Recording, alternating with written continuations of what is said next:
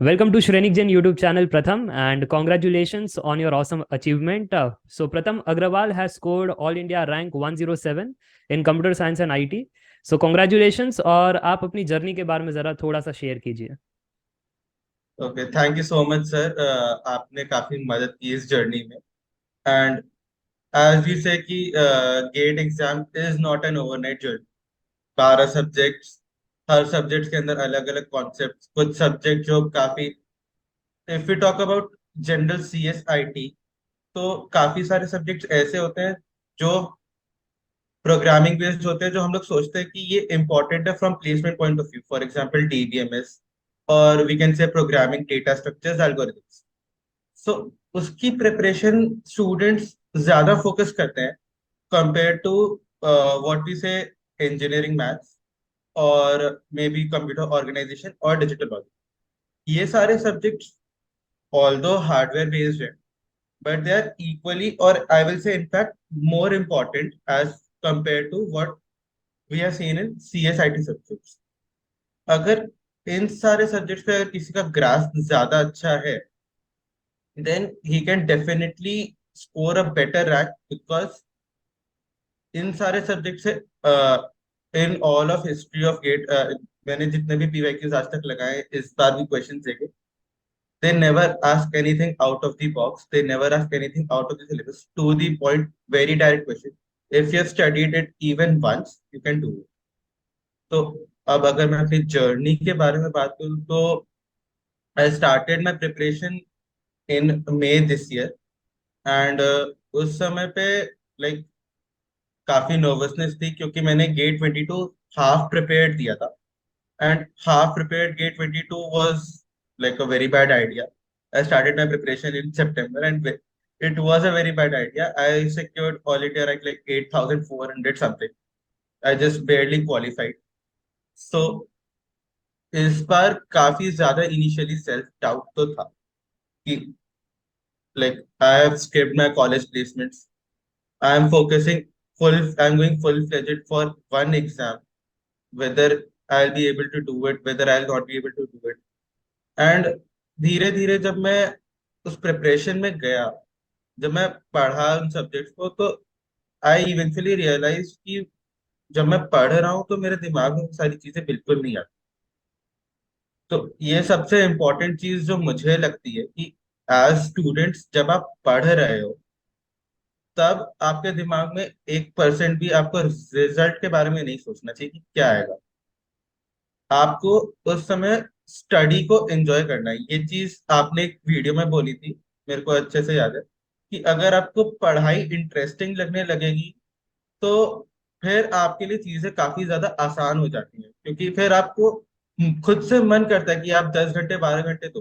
कोई आपको आके बोल नहीं रहा कि तुम 12 घंटे पढ़ो, तुम्हारा पेपर है। वो चीज आपको अंदर से आ रही है, और जब वो आप खुद से आती है, तो वो जो एक लेवल है, फिर आपके अंदर जो सैक्रिफाइस करने का पोटेंशियल है कि ठीक है, अभी सोशल मीडिया कम कर सकते हैं, if not completely zero. Social media कम कर सकते हैं, अपना स्लीपिंग स्केड्यूल कुछ समय के लिए दोस्तों से रात में बात करने की जगह सुबह में दिन में बात कर सकते हैं, कभी फ्री होंगे तो सुबह उठ के पढ़ लेंगे। एंड वो चीजें ऑटोमेटिकली आपके अंदर डेवलप हो जाती हैं, उसके लिए आपको एक्स्ट्रा एफर्ट डालने की जरूरत नहीं है। तो वो चीजें जब आप खुद से जब आप इंजॉय करने लगते हो, और फिर देर आर टाइम्स जब आप काफी ज्यादा डाउन फील करते हो कि आप पढ़ रहे हो, फिर आपको लगता है कि टेस्ट सीरीज में रिजल्ट नहीं आ रहा है, या लग रहा है कि क्या होगा। उस टाइम पे आपको बस एक चीज सोचनी होती है कि आपने जब अपनी जर्नी स्टार्ट की थी, आप कितने ज्यादा नॉलेजेबल थे रिगार्डिंग सीरीज, और अब कितने ज्यादा नॉलेजेबल हो, एंड आपके थिंकिंग प्रोसीजर में क्या डिफरेंस है। अगर आप ये छोटे छोटे पॉइंट्स को कवर अप कर लेते हो, तो you can easily score a good rank in gate.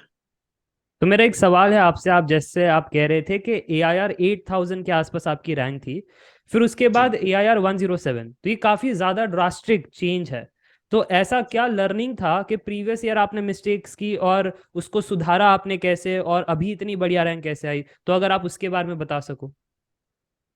जैसा मैंने बोला कि लास्ट ईयर मेरा 8,000 प्लस रैंक था। तो एक तो मैंने अपनी प्रिपरेशन सितंबर में स्टार्ट की थी, which was a very big mistake.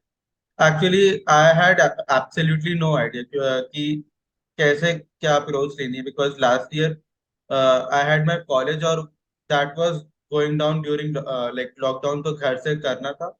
And like I had no idea what GATE is about, and I was like okay, बस चैनल सर्च करो and try to figure out things. तो मेरे को कोई idea ही नहीं कैसे कहाँ से अप्रोच लेनी है, कहाँ से क्या वर्क करना है, मुझे किस बारे में कोई आइडिया नहीं था। तो एक तो वो चीज कि आपको जब रिसोर्सेज खुद से ढूंढने हैं, वो भी अच्छे रिसोर्सेज खुद से ढूंढने हैं, आपको पता होना चाहिए कि हाँ ये जेन्युइन रिसोर्स है। उसके बाद उस रिसोर्स से पढ़ना, उसके बाद उस रिसोर्स को अप्लाई करना, एंड दैट टू जब आप ऑलरेडी इतना लेट सितंबर स्टार्ट कर रहे हैं, लाइक 4 मंथ्स मैक्सिमम। तो जब आपकी प्रिपरेशन इतनी वीक हो तो जाहिर सी बात है एंड कि आपका रैंक जो है वो ऑब्वियसली कम आएगा। And most of the questions जो थे, आई विल से कि हाँ मतलब लाइक गेट 22 के लिए मैंने मेजॉरिटी जो आर्ट्स टॉपिक्स है उनसे पढ़ा था, बिकॉज ऑब्वियसली टाइम नहीं था। So what happened was in Gate 22 they made paper. Paper was normal. People thought it was tough for CSI. Paper was normal. They just asked questions from different areas directly, which were not asked before. ये चीज मुझे इस बार जब मैंने मई में start की preparation, मैंने जब सिलेबस कंप्लीट किया, मैंने दोबारा उस पेपर को रीड किया एंड आई वाज लाइक ये सारे क्वेश्चंस बहुत डायरेक्ट है। It was just that I was underprepared, not the paper was difficult. So वो एक फैक्टर था, and that instead of demoralising me I took it as a confidence booster कि अगर मुझे ये पेपर आसान लगने लगा है जो लोगों को टफ लग रहा था, देन डेफिनेटली अब इससे ज्यादा मुश्किल पेपर तो नहीं बन सकता है। कि अगर आपने ऑलमोस्ट क्या 50% paper out of the topic, out of arts topics का, उससे टफ पेपर तो नहीं बना सकते। तो that was my confidence booster and then I just boosted up my preparation. तो ये काफी एक बड़ी लर्निंग रहेगी उन स्टूडेंट्स के लिए जो इंजीनियरिंग हैबिट लेकर आते हैं कि रात को हमने प्रीवियस ईयर पेपर एनालाइज कर लिया, सुबह उठ करके वही सवाल आने वाले हैं, वो उम्मीद से गेट में भी ऐसे ही करते हैं। बट आपने वो चीज फेस की है कि 2022 में ऐसा नहीं हुआ था, 50% अदर एरिया से आए थे और वो भी डायरेक्ट सवाल थे, वेरी टफ भी नहीं थे। बट हम पढ़े नहीं थे अच्छे से तो हमसे हो नहीं पाया। बट वो चीज़ें आपने सुधारी थी 2023 में एंड यू फेल्ट इट कि पेपर इजी था और आप अच्छा स्कोर किए। एक और चीज़ पूछना चाहूँगा, दैट आपने कहा कि 2022 में बढ़िया नहीं गया, तो क्या आपने ड्रॉप लेने का डायरेक्टली सोच लिया था या फिर प्लेसमेंट का भी आप सोच रहे थे? So what was that face? वो फेज एक लाइक आई से काफी डिफिकल्ट फेज था। लाइक जब मैंने पेपर दिया था तब मुझे उतना ज्यादा लाइक फील नहीं हुआ। आई वाज लाइक ठीक है, पेपर चला गया and to to an extent I was fine, क्योंकि मैंने कुछ नॉलेज गेन की थी रिगार्डिंग CSIT जो मुझे जनरली नहीं थी।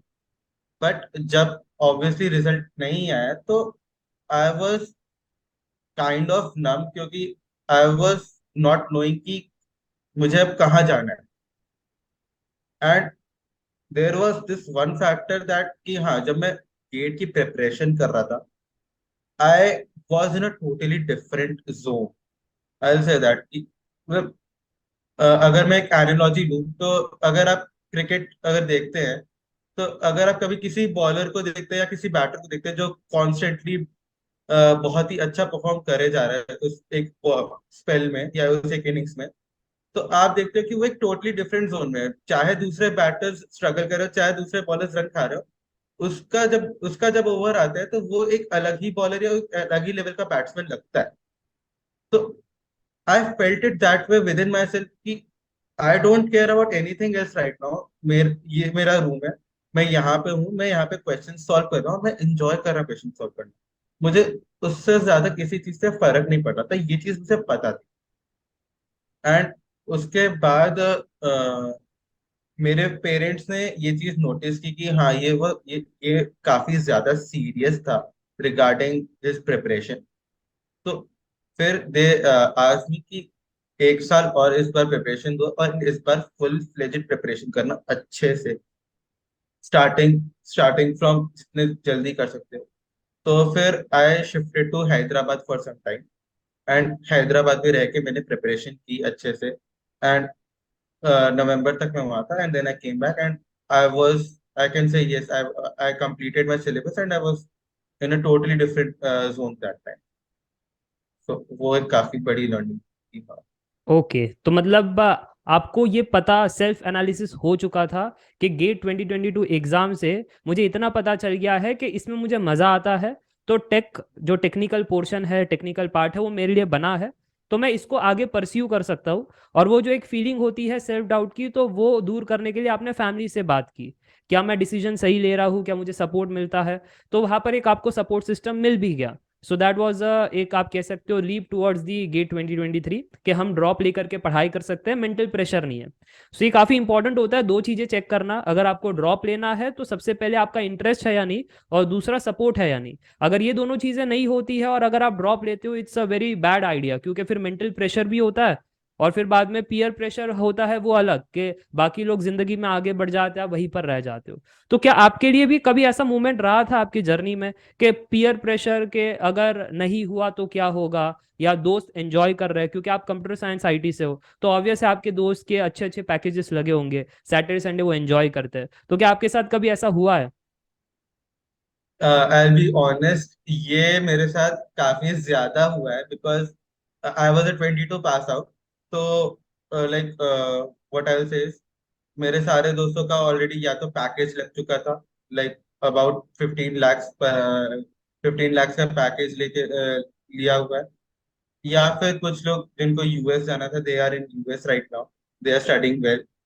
तो वो एक डाउट हल्का सा दिमाग में रहता है कि आपके दोस्त आपसे आके निकल गए, बट फिर भी एक चीज होती है कि जब आप उनसे बात करते हो, यहाँ पर बात आती है कि आपके फ्रेंड्स कितने क्वालिटी वाले हैं। ये चीज काफी ज्यादा इंपॉर्टेंट, कि डिस्पाइट द फैक्ट कि वो लोग, हाँ, they are doing well, party कर रहे हैं and all, they never let me feel कि मैं पीछे हूँ एक साथ, या मैं ड्रॉप ले रहा हूँ, या मैं एक अननेसेसरी अटेम्प्ट दे रहा हूँ। दे never let me feel that way, they always supported me, they always were like, हाँ तू कर, हाँ प्रैक्टिस करो, मेहनत करो, हो जाएगा। So those that support which you get, that is very much important, and उसके लिए what your friend circle is, that is also very important. तो ये भी काफ़ी एक इम्पॉर्टेंट लर्निंग है अपकमिंग गेट एस्पिरेंट्स के लिए, कि गुड एनवायरनमेंट और गुड फ्रेंड जोन होना बड़ा इंपॉर्टेंट है। नहीं तो अगर आप उन फ्रेंड जोन्स में रहते हो जो नीचा दिखाते हैं या फिर बाद में एटीट्यूड बताते हैं, तो आपकी तो प्रिपरेशन में प्रॉब्लम होगा ही, बट मेंटल पीस भी छीन जाएगी। So it was very good कि आपको अच्छे दोस्त मिले हैं और अच्छी फैमिली मिली है, and yes you are capable enough कि आप अच्छी मेहनत करके आगे बढ़ सकते हो। मैं ज़रूर से एक चीज़ जानना चाहूँगा, दैट वाई गेट एग्ज़ाम, आपको तो जीआरई की भी एक चांस था कि आप मास्टर्स फॉरेन में करो, या फिर आपके पास ये भी अपॉर्चुनिटी थी कि कॉलेज से अच्छा प्लेसमेंट मिल जाए, then why specific GATE exam and what's the future plan? Why GATE exam? That is a very good question. Why GATE exam? Initially, I'll say कि जब मैंने मास्टर्स का सोचा, तो लाइक प्लेसमेंट्स, तो दैट वाज वन थिंग जो मेरे दिमाग में कभी नहीं थी, कि I wanted to complete my studies in the first place. Packages मेरे कॉलेज में भी अच्छे आते हैं, like VIT Vellore is a good college, वहाँ पे अच्छे पैकेजेस लगते ही हैं। आई टोल्ड यू मेरे फ्रेंड का 15+ लगा है। सो बट मेरे दिमाग में एक चीज थी कि I don't want to stop my studies right. I wanted to complete my studies before I go into any place, so that I may not be a half-cooked person. I should know things complete and proper. So उसके लिए I was sure that I have to go for masters. Now masters में obviously I had two choices, either from overseas or from India. Then uh, I discussed with my family, and they said, if you want to go overseas, you can go overseas, but साथ में फिर I felt that okay, if I try from India also, एक बार ही try करके देखते हैं, if things workout तो India में रह के करने में that is also good good enough, because apparently every Indian's dream who is pursuing engineering, is to go into IIT at least once. आप JEE को 2 साल देते हो, 3 साल देते हो, तो अगर आपको लग रहा है कि आप कर सकते हो, या आपको इंटरेस्ट आ रहा है, या आपको लग रहा है कि आप एक अटेम्प्ट ले सकते हो, आपको हल्का सा भी लग रहा है कि इस बार चांस है, बिकॉज JEE में you have physics, chemistry and maths. अब हो सकता है किसी के फिजिक्स मैथ स्ट्रांग हो, केमिस्ट्री स्ट्रांग नहीं है, क्योंकि chemistry is most of reactions remember करना. So that is in general science, तो वो कंप्लीट 100% इंटरेस्ट होना पॉसिबल नहीं होता, specially at that age. But अब यहाँ पर यू आर परस्यूइंग समथिंग जहां पर आपने इंटरेस्ट वाला ब्रांच लिया हुआ है. आप वो सब्जेक्ट या तो पढ़ चुके हो, या आपको इंटरेस्ट है, तभी आप दूसरे ब्रांच से उस ब्रांच को पढ़ रहे हो. एंड वहां पर अगर आप इतनी मेहनत कर जाते हो, तो आपको अगर एक IIT का टैग मिल जाता है, जो which is actually a dream of almost every engineer in India. So I feel okay, we can try it. That's the only motivation. And now if we talk about future plans, so future plan is to go into MTech, complete my studies, and afterwards I'll try for something related to sports in data analysis. तो आपका IT जाना plan है या फिर IISc? क्योंकि जो आपके seniors है यानी जो प्रीवियसली गेट रैंकर्स थे, उन्होंने आईआईएससी प्रेफर किया, जैसे भरत एंडू, मैंने उनके इंटरव्यूज भी लिए थे, राइट? तो उनका आईआईएससी में ज़्यादा रुझान है कंपेयर टू आईआईटी अदर. तो आपने क्यों ऐसे आईआईटी स्पेसिफिक आईआईएससी का कभी सोचा है आपने? IISc का मैंने सोचा था, बट अभी जैसे एप्लीकेशंस भी ओपन है, I know that. So IISc के लिए what I felt was that IISc is more of research based. From what I have heard, I will also verify it from the seniors or from the people there.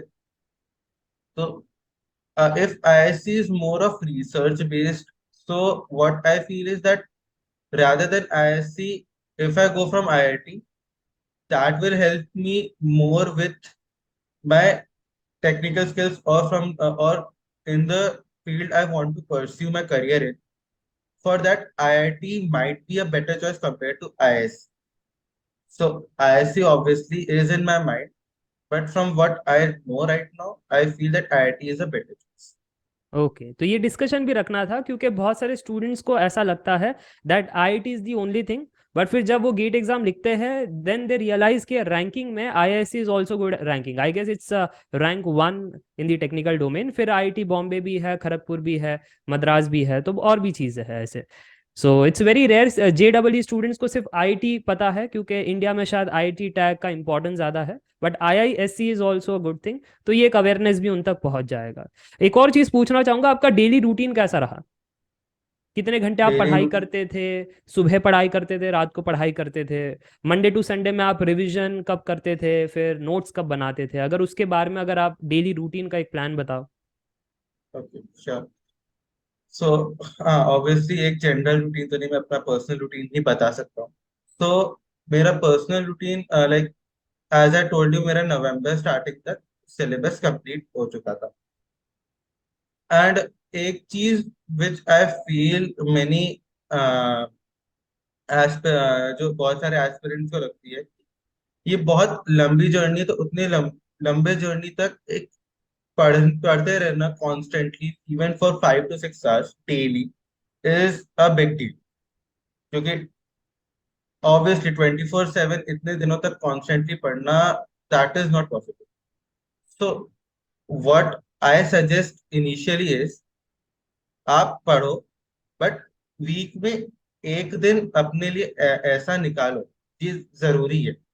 Week में एक दिन ऐसा निकालो जिस दिन आप बुक्स को touch ना करो. ये उतना ही जरूरी है जितना आपका हफ्ते में 6 घंटे, 7 घंटे, 8 घंटे पढ़ना.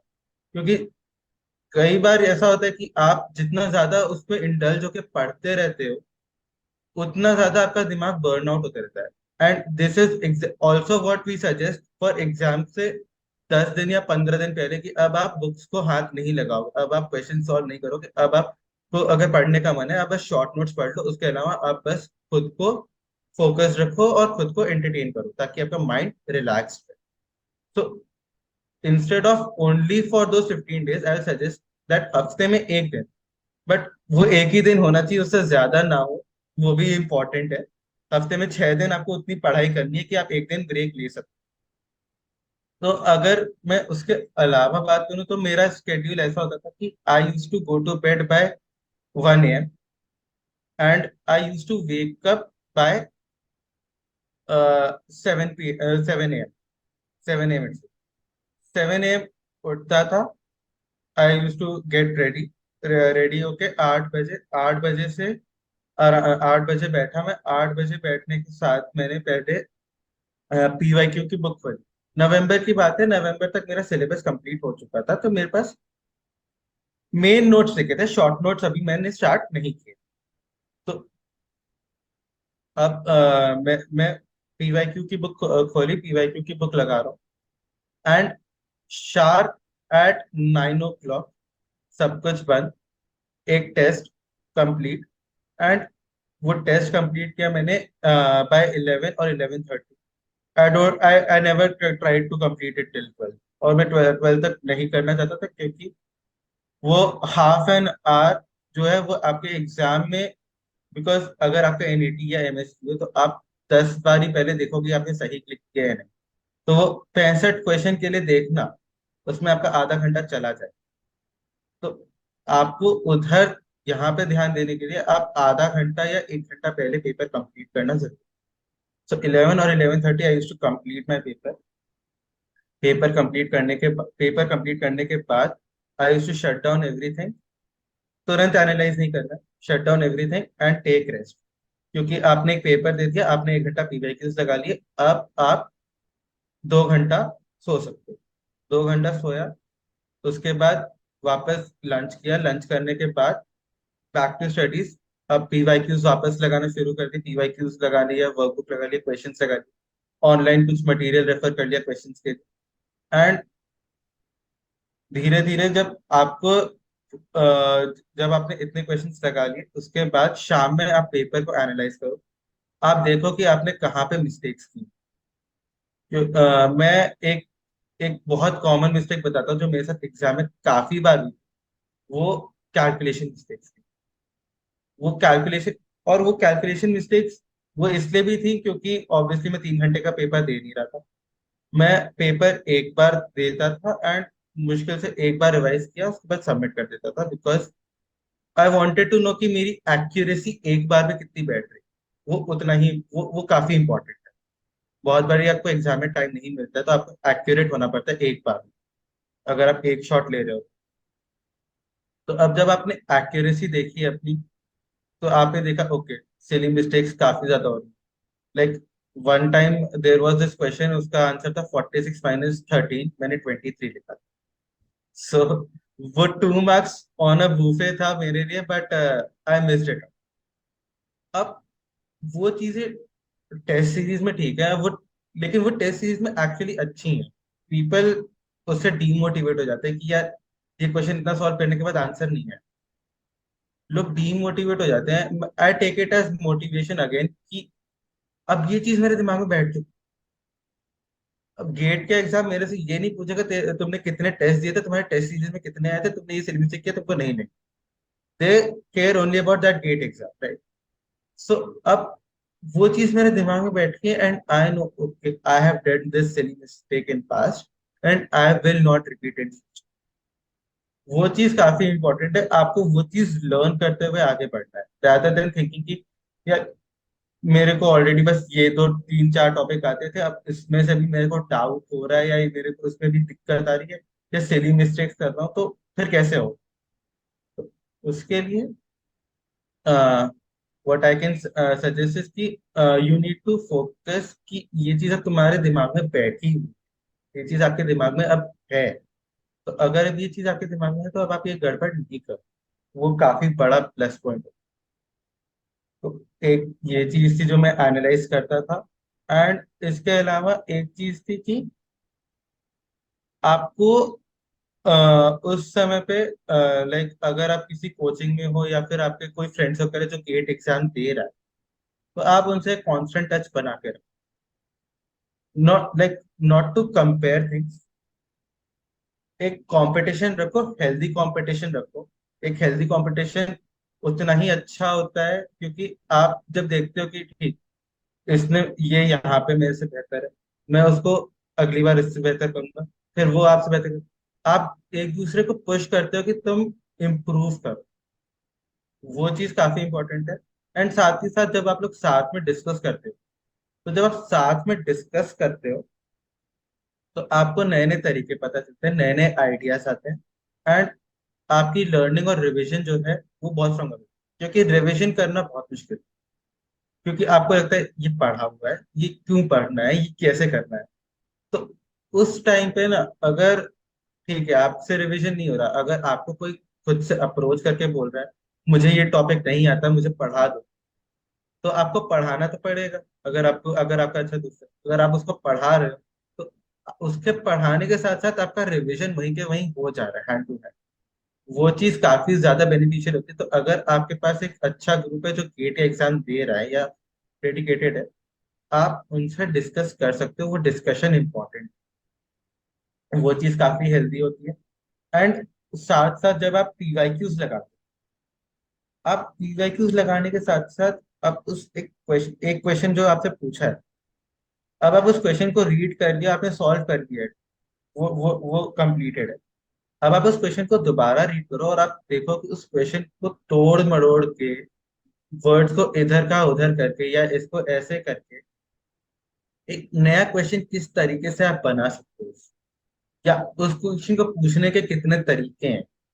जब आप उस तरीके से सोचने लगते हो कि आप एक गेट कि आप खुद एक गेट एग्जाम कंडक्ट करा रहे हो या गेट एग्जाम सेट कर रहे हो, तो आप किस तरीके के क्वेश्चंस आप बनाना चाहो, अगर आप वो चीजें सोचने लगते हो या उस लेवल पे सोचने लगते हो, तो आपको अपने आप एक तो कंसेप्ट क्लियर होते हैं, आप खुद से वो खुद से नए क्वेश्चंस भी प्रैक्टिस कर ले रहे हैं।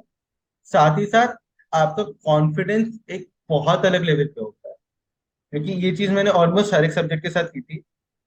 एंड इससे मेरा कॉन्फिडेंस वो काफी ज्यादा हाई लेवल पे पहुंच गया था, compare to what I was before. This is all like about my schedule, तो बिकॉज ये तो अगर ये प्रिपरेशन प्लान को अगर मैं छोटे में समअप करूँ तो आपने नवंबर में सिलेबस कंप्लीट किया है। एक्यूरेसी पर आप ज़्यादा फोकस करते थे, इसलिए टेस्ट सीरीज को ज़्यादा एनालिसिस आप करते थे। और टेस्ट सीरीज में भी आप टाइमर बेस्ड टेस्ट सीरीज ज़्यादा प्रेफर करते हो कि एक बार में ही हो जाना चाहिए, वापस से मौका नहीं मिलेगा कि दूसरी बार हम चेक कर सके कैलकुलेशंस को। और आपने गुड ग्रुप रखा था, इसलिए रिवीजन में वो भी आपकी मदद करते थे, और अगर कोई डाउट्स हो जाए तो आप साइमल्टेनियसली आपस में सॉल्व करते हो।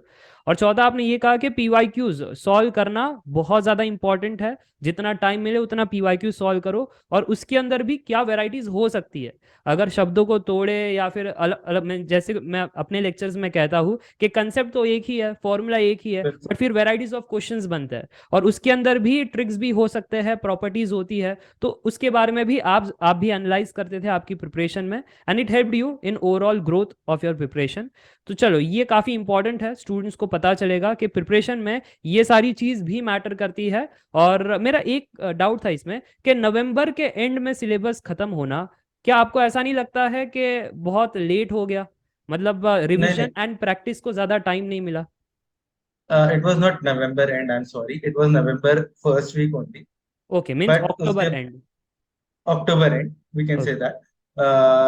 एंड ओके, हाँ, इफ वी से कि रिवीजन अगर मैं नवंबर एंड भी लेता हूँ, तो बिकॉज देर आर चांसेस कि आप बीमार पड़ गए, या फिर आपको अगर आप जैसे मैं हैदराबाद था, तो ट्रैवलिंग एंड और इन सबको मिला के अगर मैं नवंबर एंड भी लेता हूँ, तो अगर आप 6 मंथ्स, लाइक मैंने मई में स्टार्ट किया था, as I said, May May first week में स्टार्ट किया था, अगर मैं मई फर्स्ट वीक में स्टार्ट कर रहा हूँ, स्टार्टिंग में, एंड नवंबर नवंबर एंड में खत्म कर रहा हूँ, एक चीज मेरे दिमाग में होनी चाहिए कि मैंने काफी चीजें पिछले साल पढ़ी। एंड अगर मैं रिमूव करता हूँ, तो अब 6 महीने तक मैं पढ़ रहा हूँ।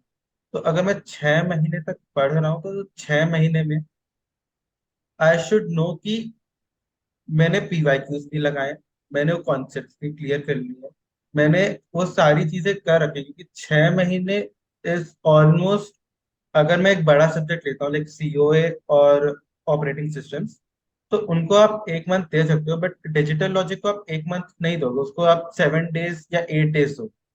तो 6 मंथ्स इज ऑलमोस्ट लाइक आपने इंडिविजुअली हर एक सब्जेक्ट को प्रॉपर टाइम दिया है।